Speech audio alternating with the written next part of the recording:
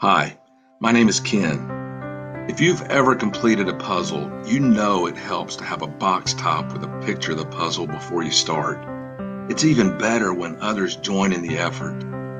Recently, I read that 1,600 students in Vietnam working together completed the world's largest puzzle. It had more than 500,000 pieces, and they completed it in 17 hours. Unfortunately, life puzzles don't come with a box top, and many people go through life overwhelmed by the puzzles, often afraid to ask for help. There was a time when I was that person. But when I was young, I had a certain picture in my mind of what my life puzzle would look like. I didn't think I would need help. Needless to say, it was a beautiful picture filled with joy and happiness and laughter and family and friends.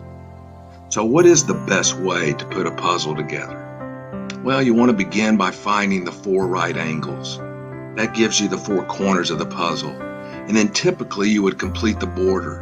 And after that, you begin putting individual pieces into clusters, and from there you connect the clusters to one another until you have a finished product. At some point in my own life, the puzzle pieces came out of the box that didn't seem to fit. Certainly this is a mistake. My life is not supposed to look like this. The pieces were different from the ones I had imagined for my life. There was the tragic fire in April of '93. While eating McDonald's hamburgers with my wife and the 2 boys that we had at the time, a tanker erupted into flames. I went running out to help the driver in the car, but there was nothing I could do. However, as a result of that fire and that incident, I became a volunteer firefighter. And for several years, I did not allow that horrible memory to invade my thoughts. But 16 years later, those thoughts came flooding back. In our life puzzles, one cluster may not seem to be connected to another cluster, and yet somehow it is. It is often only after the larger picture begins to take shape that we see how the pieces fit together. 2 fires, separated by more than 16 years, involving different people, are uniquely woven together into my own experience as a single cluster. In 2009, my 3rd son was life-flighted to Grady, the burn center, after an explosion in the backyard burned him over 90% of his arms. That's when the nightmares began, and the intrusive thoughts that brought me to the edge of the abyss. While I could not have stopped the first event, I felt responsible for the second event. My son had been left in my charge, and I had failed him.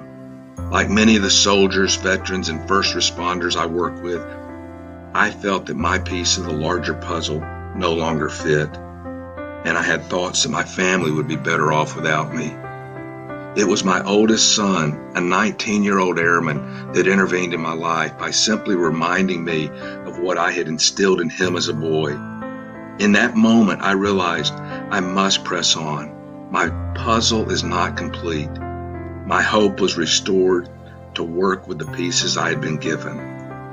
There have been many times since when the center seemed dark and uncertain, but I press on. Perhaps the most important thing I have learned over the years is the borders that I thought I had laid and knew about were really not the borders at all. There's a greater border that surrounds my life puzzle.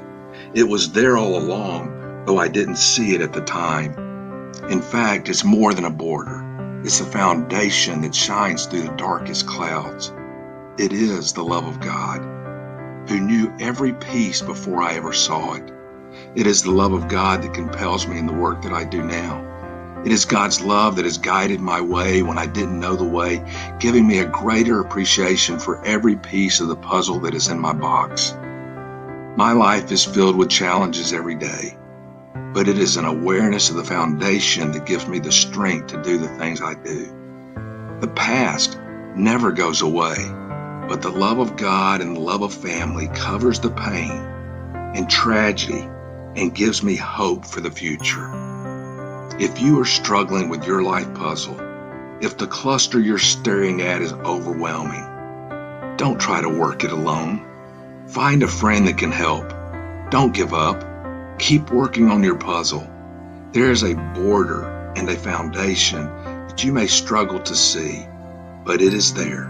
Sometimes what we need is a friend willing to walk with us through the difficulty, someone that reminds us that life is worth living and the border is there.